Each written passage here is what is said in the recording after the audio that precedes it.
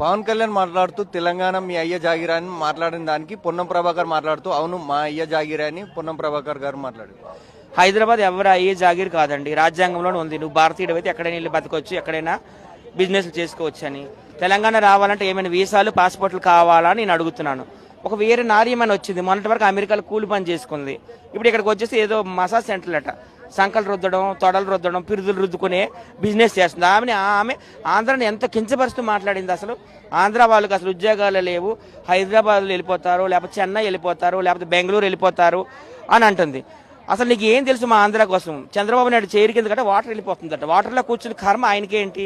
ప్రపంచంలోనే richest politicians ఉన్నారు ఆంధ్రాలో, అందులో చంద్రబాబు నాయుడు గారు కూడా ఒకటే. నీ ఆస్తి అంతా అమ్మినా చంద్రబాబు నాయుడు గారు చెప్పులు కూడా కొనలేవన్నమాట. ఆయన కోసం నువ్వు అంటున్నావు వాటర్లో కూర్చొని పరిపాలన చేస్తున్నాడని. జగన్మోహన్ రెడ్డి గారు ఎంత రిచెస్ట్ తెలుసు కదా నీకు.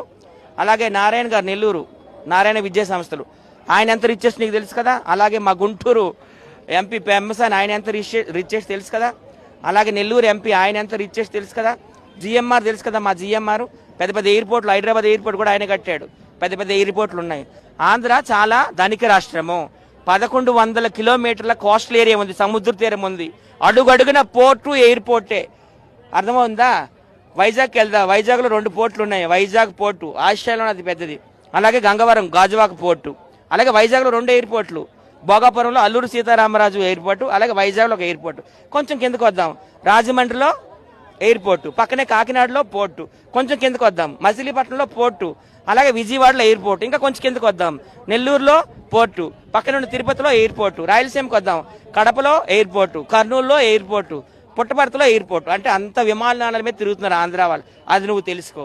అలాగే తిరుపతి ప్రపంచంలోనే రిచెస్ట్ టెంపుల్, 3 లక్షల నుండి 5 లక్షలు వాల్యూ అయిన టెంపుల్ ఎక్కడైనా ఉందా? ప్రపంచం మొత్తమే చూసుకో, ఎక్కడైనా ఉందా? అలాగే సినిమా ఇండస్ట్రీ ఎవరు పెట్టారండి? ఆంధ్ర వాళ్ళు పెట్టింది కదా. ఇప్పుడు ఎన్ని స్టూడియోలు ఉన్నాయి, ఎంతమంది అందులో బతుకుతున్నారు? అదొకసారి ఆలోచించు. హాస్పిటలే లేవంటున్నావు. అపోలో హాస్పిటల్ అంటే ప్రపంచ ప్రసిద్ధి. ఎవరు అపోలో హాస్పిటల్స్? మా ఆంధ్ర చిత్తూరు జిల్లా రెడ్డీస్వి.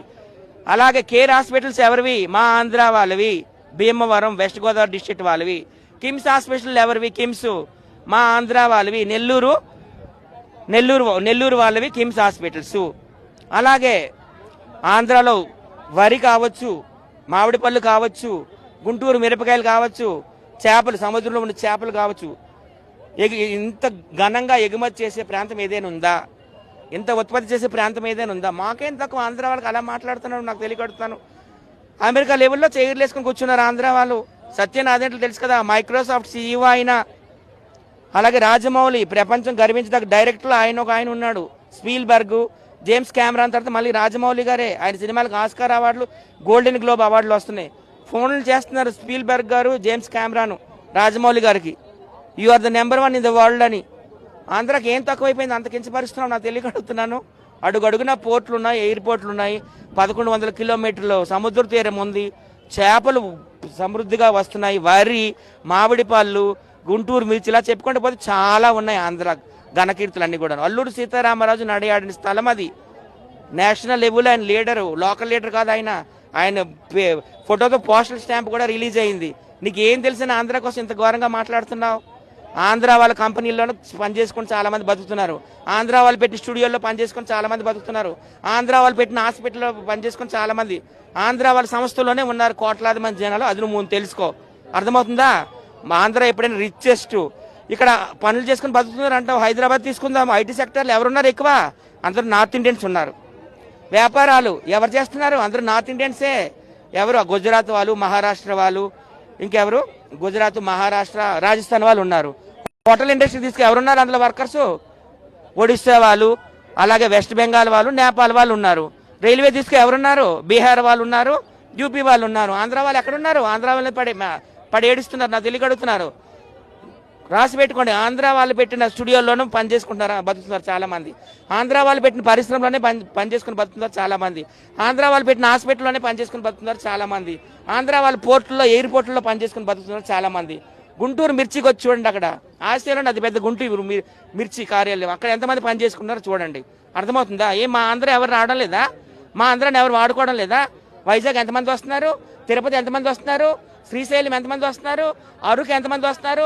పుట్టపర్తి ఎంతమంది వస్తున్నారు? ఒకసారి బస్సులు, ట్రైన్లు చెక్ చేసుకోండి. ఓకే, ఇండియన్స్ అంటే ఎక్కడైనా బతకొచ్చు, పాస్పోర్ట్లు ఎయిర్పోర్ట్లు అవసరం లేదు. ఆంధ్ర వాళ్ళే విమర్శిస్తున్నారమ్మా. చెమకలు రుద్దుకునేవి, తొడలు రుద్దుకునేవి, పిర్రలు రుద్దుకునే మసాజ్ సెంటర్లు నడుపుకునే వాళ్ళు చంద్రబాబు నాయుడు వాటర్లో వర్షం నీళ్ళలో కూర్చుంటున్నాడట. ఆయన చెప్పులు కూడా కొనలేవు, నీ ఆస్తి మొత్తం అమ్మేస్తున్నా. కుటుంబం యొక్క అధికారాన్ని ఉపయోగించుకొని 100 కోట్లు దోచుకొని మొన్నటి వరకు చెప్పకూడదు నేను వచ్చినావు.